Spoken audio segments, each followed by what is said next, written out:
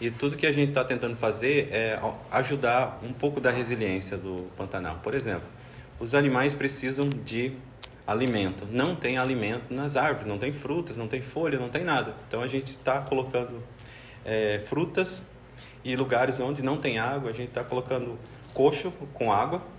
E esse coxo é abastecido todos os dias em locais estratégicos, onde normalmente tinha poça de água, né? Os animais vinham tomar ali. Então, até alguns peixinhos estão sendo colocados ali para as aves. E laranja, mamão, melancia. Então, justamente para ajudar esses animais a esperarem o ciclo natural do Pantanal, né? Tipo a chuva, as flores, as frutas. Mas esse trabalho vai ter que continuar até o Pantanal conseguir restabelecer, né? Então, o Pantanal, nesse momento, se encontra em choque. Foi muito afetado e não sabemos quando isso vai passar ainda, né? O fogo vem queimando, já queimou mais de 20% do Pantanal.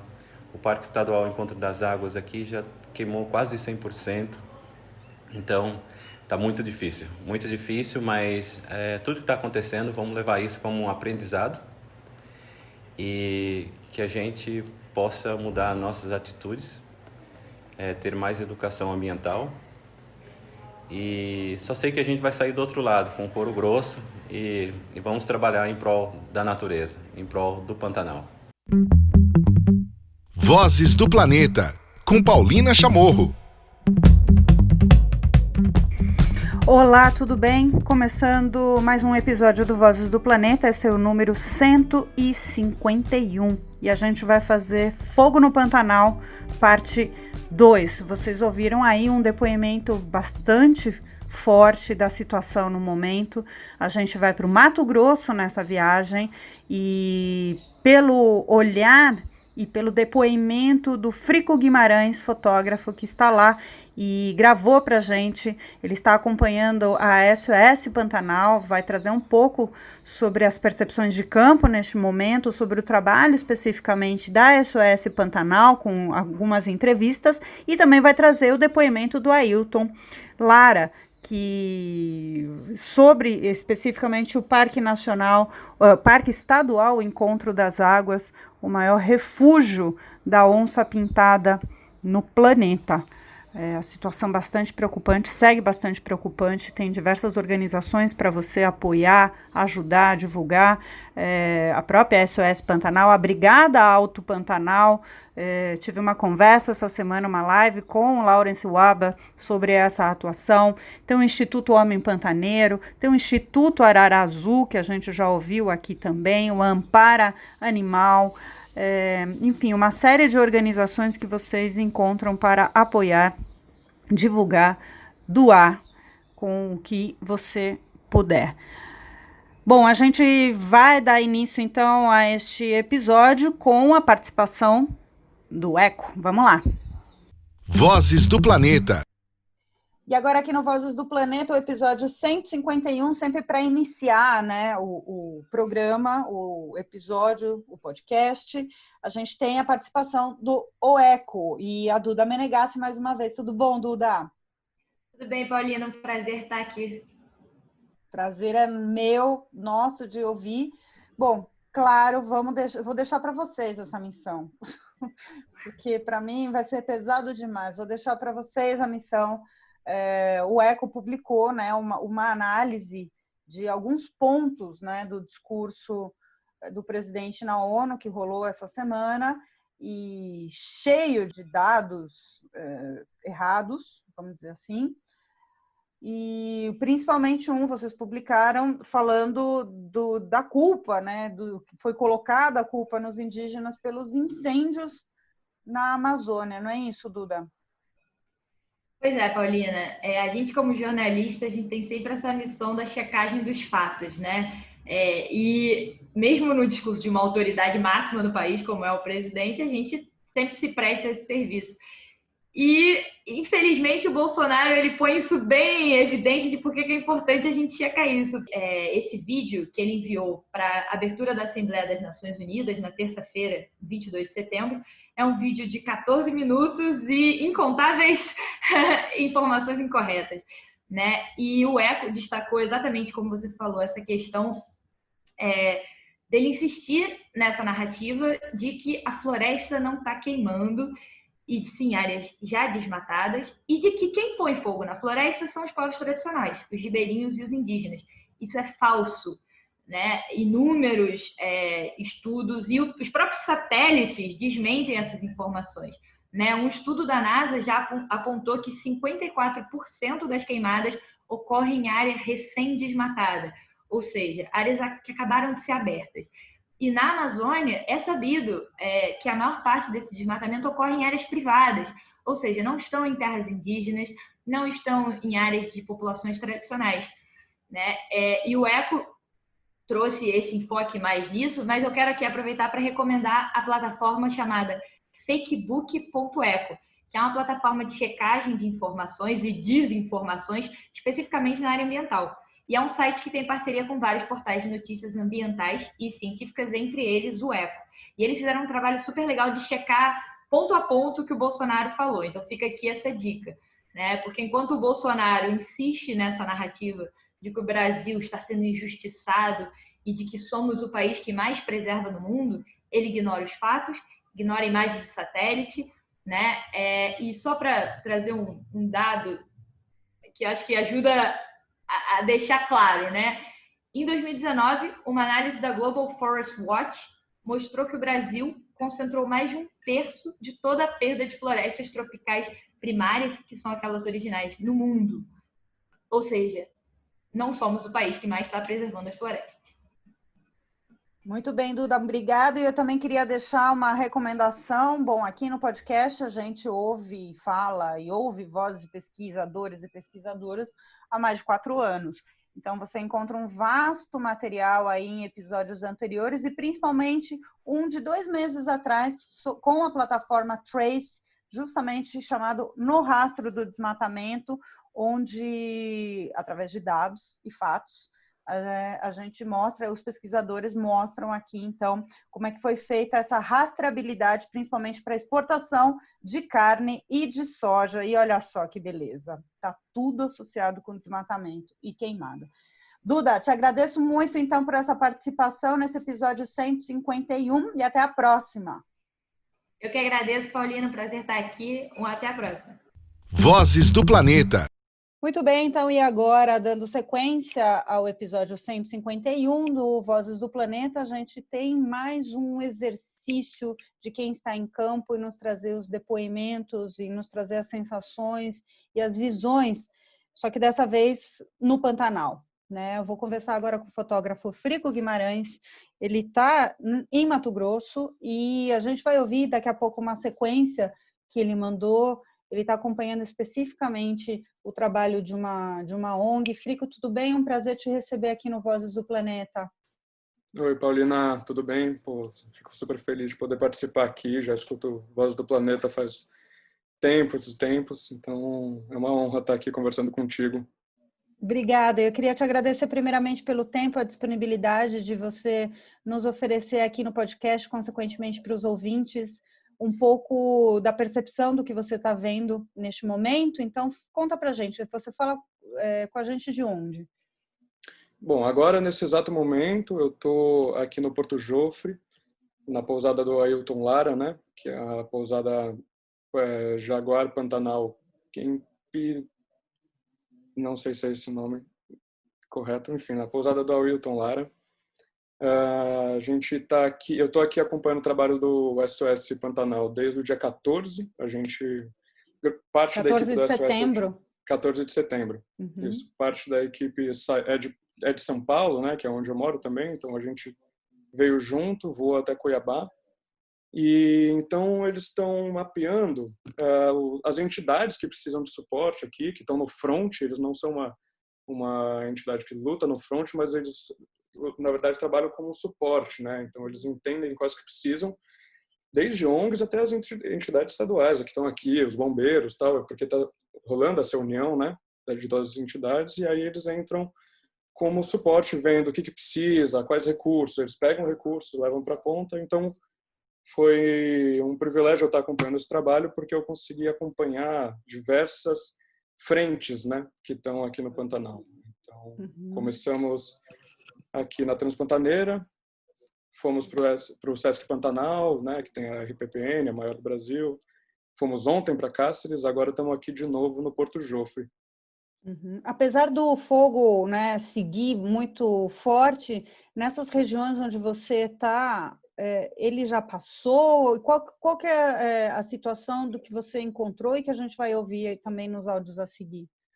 Paulina, ainda tem focos de incêndio, sim. Eles não são do tamanho como, né, como a gente viu no começo de setembro, no final de agosto, que eram aquelas chamas enormes, mas ainda tem e precisa de preocupação. Por quê? Porque é nesse momento que começa a ter uma maior organização e possibilidade de controle.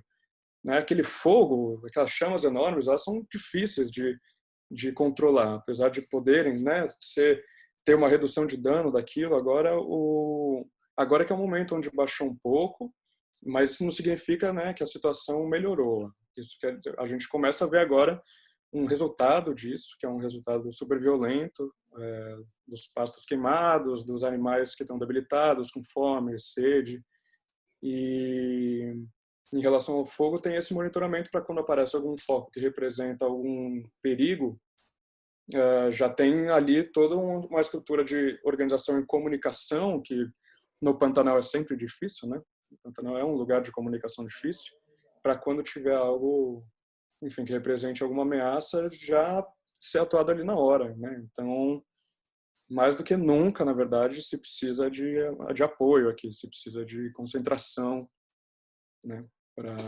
Além do acompanhamento com a galera do SOS Pantanal, imagino que o contato com quem já está aí, você está, por exemplo, junto, né, na pousada do Ailton Lara, que é uma figura super emblemática, já podemos dizer isso, Sim. né, do Pantanal, principalmente da difusão do ecoturismo, ali numa área que é considerado o grande santuário de onça-pintada, né, o ecoturismo trazendo uma renda para o Pantanal e completamente ameaçado. Então, como é que tem sido essas conversas com quem já está no Pantanal e está vendo, né, uma situação praticamente não, completamente sem controle, né, onde só dá para se valer realmente do voluntariado em algumas áreas onde está podendo se chegar somente agora, que já está tudo arrasado, que já está tudo queimado, para poder avaliar os danos, Frico?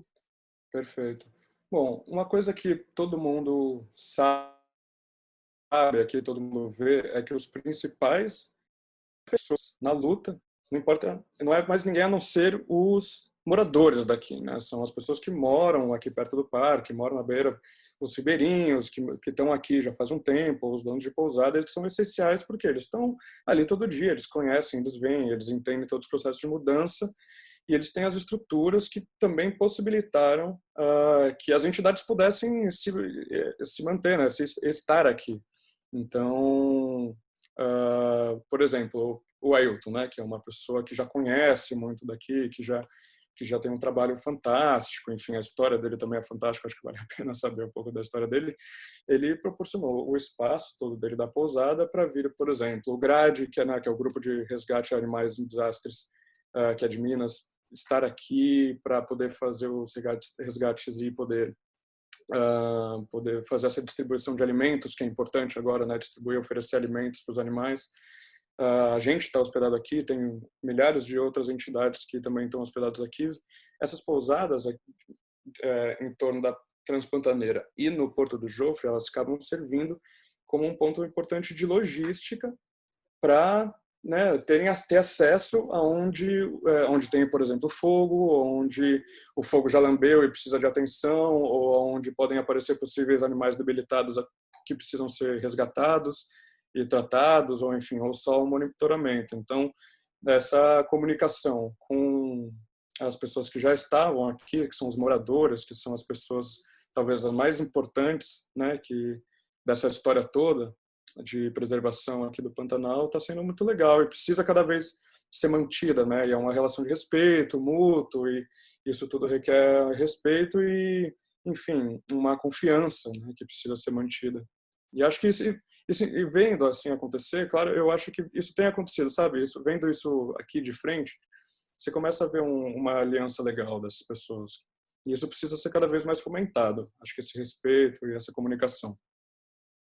Boa, bom, e o que a gente vai ouvir a seguir, né? Uma série, você trouxe só um espectro, né? Um pequeno trecho dessa sua viagem que você está fazendo, porque você vai seguir, mas foi um momento, né? Como você colocou, é uma área enorme, né? No Pantanal, nem tudo a gente tem acesso, e principalmente de comunicação, então a gente aproveitou essa brecha para justamente conversar e você poder enviar esses áudios. Então, especificamente de que área a gente vai ouvir agora a seguir esses áudios, Frico? A gente vai ouvir principalmente o Pantanal Norte, certo? Acima de tudo, que fica no Mato Grosso, perto da região de Poconé, e especificamente sobre a Transpantaneira, que é uma estrada mais ou menos de 150 quilômetros, que vem de Poconé até o Porto Jofre, que é onde tem o Parque Estadual do Encontro das Águas, que é, enfim, onde tem a maior concentração de onças pintadas do mundo, né, do planeta. Muito bem, eu te agradeço muito, Frico, principalmente por esses áudios, né? A gente estava tentando aqui no podcast ouvir também algumas pessoas que estavam no front, o próprio Ailton, e claro, né, com toda essa dificuldade, porque as pessoas estão realmente em campo por mais de 12 horas, trabalhando assim sem parar, na contenção de danos, para tentar apagar fogo, para resgatar bicho. Então, te agradeço muito pela oportunidade também dos seus relatos de poder nos trazer essas vozes aqui no Vozes do Planeta, para os ouvintes acompanharem um pouco do trabalho do Frico. A gente colocou nas redes sociais do Vozes do Planeta um pouco de algumas das imagens que ele nos enviou e também pelas redes sociais dele, certo, Frico? Certo, certíssimo. Muito obrigada, viu? Paulina, eu que agradeço. Enfim, acho o seu trabalho fundamental. Acho que a gente precisa cada vez mais falar sobre isso, de alguma maneira próximo à comunidade científica, acima de tudo, né? No mundo em que vivemos de muita desinformação, acho que quanto mais vozes verdadeiras só somam nessa luta que todos querem é a preservação do Pantanal e dos biomas, né? Por consequência, está tudo ligado. Muito Exatamente. Obrigado, a resposta está na natureza, a Terra é redonda e a ciência é importante. Bora ouvir então agora aqui no podcast, no episódio 151, os relatos, o diário de bordo do Frico Guimarães, aqui no Vozes do Planeta pelo Pantanal. Valeu! Vozes do Planeta. Bom, e a partir de agora, então, vocês ouviram essa conversa que eu tive, né, abrindo com o Frico Guimarães. Agora vocês vão ouvir essa série, essa sequência de relatos que ele gravou pra gente entrando na Transpantaneira. Vamos lá. Oi, Paulina e ouvintes do Vozes do Planeta. Meu nome é Frico Guimarães, eu sou fotógrafo e estou aqui acompanhando o trabalho da SOS Pantanal, aqui no Pantanal Norte desde o dia 14 de setembro, para registrar a situação atual do Pantanal. Hoje é dia 22 de setembro e eu estou indo novamente para a Transpantaneira com o Diego Arruda, da SOS. No momento eu estou em Poconé. A gente voou de São Paulo para Cuiabá no dia 14 e esse pouso já foi um tanto que chocante, porque o cenário atual já tinha um ar meio apocalíptico, né? Então você tem por quê? Porque você tem uma fumaça de fuligem que ela é avermelhada, então você cria essa paleta e se vê claramente o círculo do sol através desse filtro de fuligem, e esse que está até hoje, inclusive. Então inclusive é uma sensação engraçada, a noção temporal fica toda afetada porque a gente não tem tão claro uma passagem de luz, né, de iluminação, por causa desse filtro de fuligem que vem dessas fumaças causadas pelos incêndios. Então, até então, nessa primeira semana, acompanhando o SOS Pantanal, eu tive o privilégio de acompanhar essa situação de perto. Por quê? Porque o SOS atua, nesse momento, eu acho que é importante dizer isso, como suporte para as entidades que estão no front lutando para reduzir os danos causados pelo fogo, né? Então eu pude ver de perto diversas áreas que estão afetadas pelas queimadas, como a Transpantaneira, o Parque Estadual do Encontro das Águas, que é onde está a maior concentração de onças pintadas do planeta, o Sesc Pantanal, que possui a maior RPPN do Brasil, que foi quase toda destruída pelo fogo, e Cáceres, que fica perto do Rio Paraguai. Oi Paulina, tudo bem? Hoje é dia 22 de setembro. Eu, nesse momento, estou aqui na entrada da Transpantaneira, que é onde está montado o PAEAS, que é o posto de atendimento emergencial a animais silvestres. E aqui é o cenário de guerra, né? Apesar de terem e surgirem novos focos de incêndio por aqui, o fogo já lambeu a maior parte da estrada que leva ao Porto Jofre, que é onde está o Parque Estadual do Encontro das Águas, que também teve uma grande área afetada pelo fogo, que, enfim, é onde está a maior concentração de onças pintadas do planeta. Isso não significa que a situação esteja amena, muito pelo contrário, né? Agora que se vê uma maior organização das entidades que estão aqui nesse momento para reduzir o dano causado pelo fogo. Tem aqui a Comissão do Fogo, bombeiros, Preve Fogo, ICMBio e outras diversas instituições lutando no front ou dando suporte para resgatar animais debilitados e distribuir alimento e água no terreno. O próprio SOS Pantanal, que nesse momento trabalha para facilitar a logística e proporcionar recursos para onde precisa.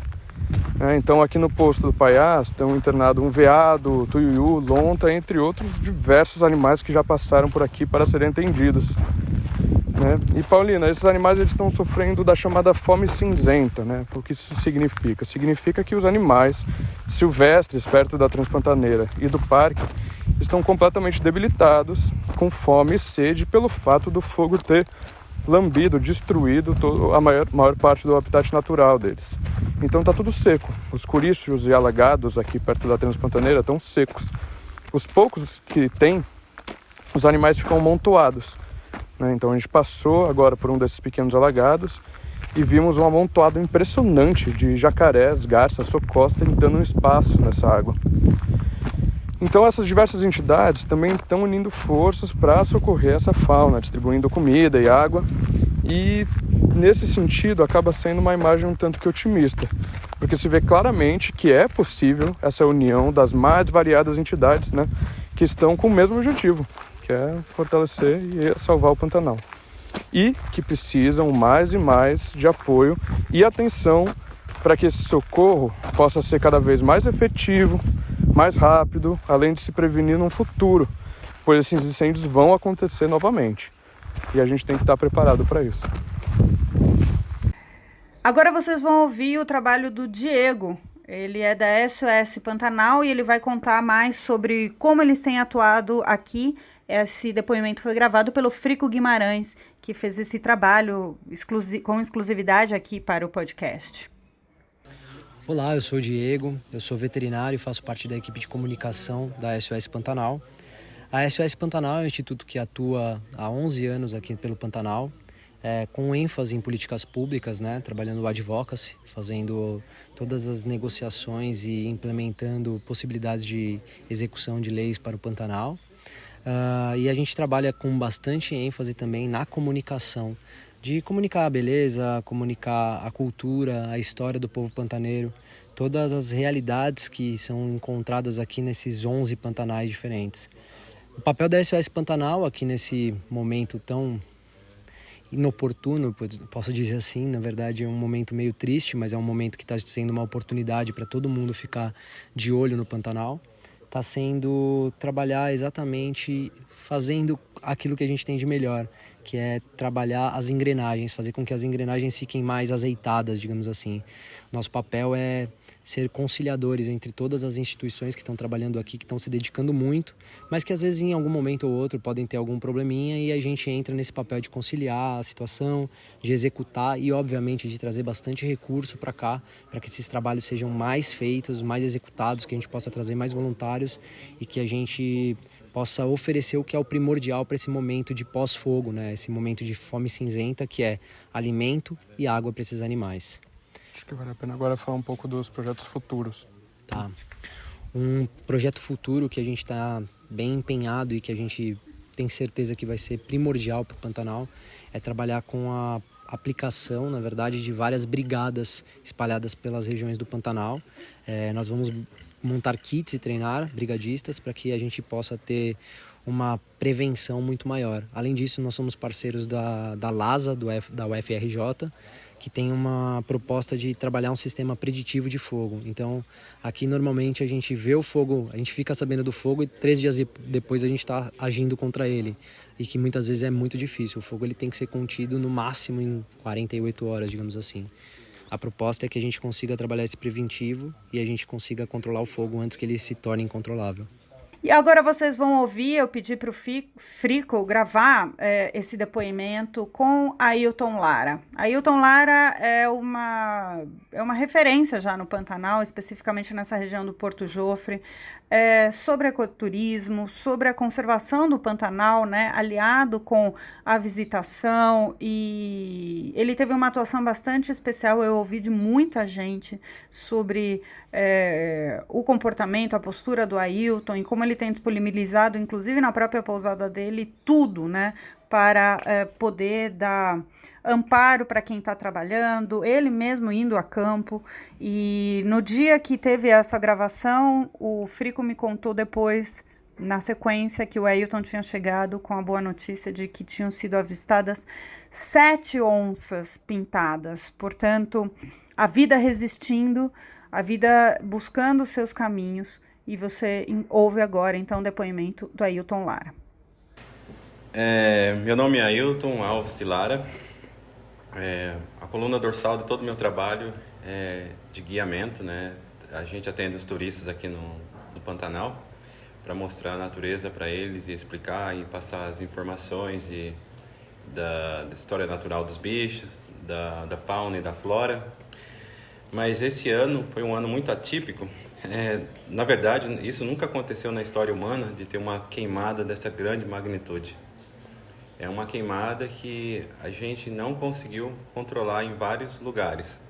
A gente combatia o fogo, mas ia dormir e quando voltava o fogo estava aceso novamente. Um fogo bem difícil de apagar.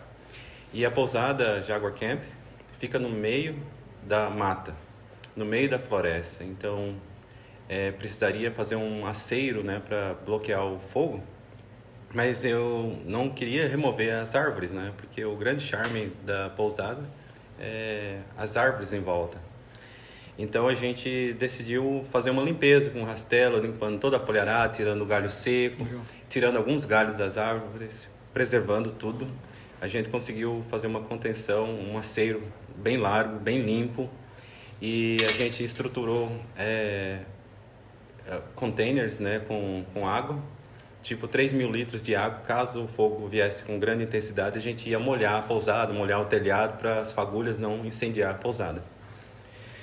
Mas esse fogo veio afetando muito o Pantanal, a biodiversidade, porque a pousada, se queimar, a gente constrói novamente, mas os animais, você não consegue construir eles. Então, o maior capital natural e econômico nosso é a natureza. Tudo vem da natureza, tudo é natureza. Então, a gente não conseguia controlar o fogo. Aí o fogo só está indo embora porque já não tem o que queimar mais, né? Então a fumaça está desaparecendo nesse momento. E aí vem um outro assunto, que é a fome cinzenta, que os animais não têm comida. Tipo, onça pintada ainda consegue comer jacaré, consegue se alimentar, mas as aves conseguem se alimentar ao longo do rio, mas tem muitos animais herbívoros que não tem ervas mais para esses animais, né, comerem. Então está muito difícil, tem muito menos insetos para estar polinizando as flores, né, para distribuir o pólen e ter frutos. Então esse ciclo vai demorar muito ainda e os animais estão passando necessidade mesmo, falta de alimento. E para eles também, acho que isso nunca aconteceu na história deles, né? Então é tudo muito novo. E vai demorar muito para ter frutos. animais vão começar a comer alguns brotos, né? Depois do fogo vem a pastagem, começa a subir, tipo o veado, anta. Mas tem outros animais que se alimentam mais de frutas. Então esses animais vão ter que esperar um pouco mais ainda. E tudo que a gente está tentando fazer é ajudar um pouco da resiliência do Pantanal. Por exemplo, os animais precisam de alimento. Não tem alimento nas árvores, não tem frutas, não tem folha, não tem nada. Então a gente está colocando frutas e lugares onde não tem água, a gente está colocando coxo com água.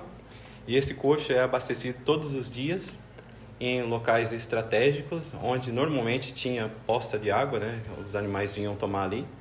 Então, até alguns peixinhos estão sendo colocados ali para as aves. E laranja, mamão, melancia. Então, justamente para ajudar esses animais a esperarem o ciclo natural do Pantanal, né? Tipo a chuva, as flores, as frutas. Mas esse trabalho vai ter que continuar até o Pantanal conseguir restabelecer, né? Então, o Pantanal, nesse momento, se encontra em choque. Foi muito afetado e não sabemos quando isso vai passar ainda, né? O fogo vem queimando, já queimou mais de 20% do Pantanal. O Parque Estadual Encontro das Águas aqui já queimou quase 100%. Então, está muito difícil, mas tudo que está acontecendo, vamos levar isso como um aprendizado e que a gente possa mudar nossas atitudes, ter mais educação ambiental.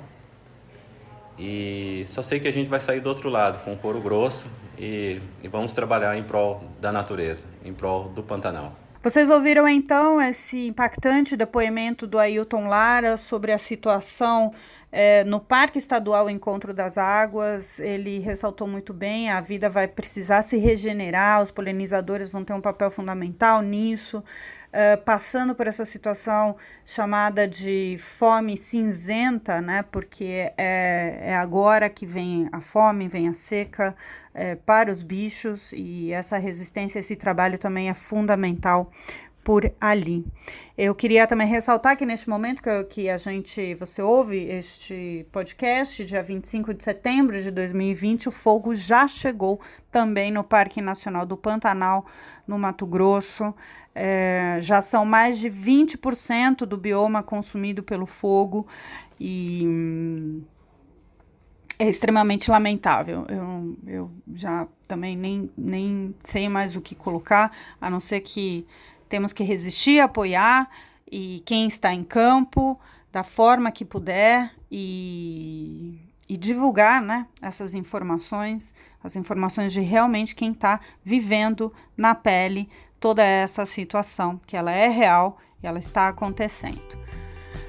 A edição, produção e apresentação do Vozes do Planeta é minha, Paulina Chamorro. Temos na edição e produção o André Cazé e todo o apoio da equipe da Compasso CoLab. A gente volta a se falar no próximo episódio. Lembrando que você pode mandar suas sugestões de pautas e de vozes que você quer ouvir por aqui, lá pelas redes sociais do Vozes do Planeta. A gente está esperando. Até a próxima. Tchau! Vozes do Planeta, com Paulina Chamorro.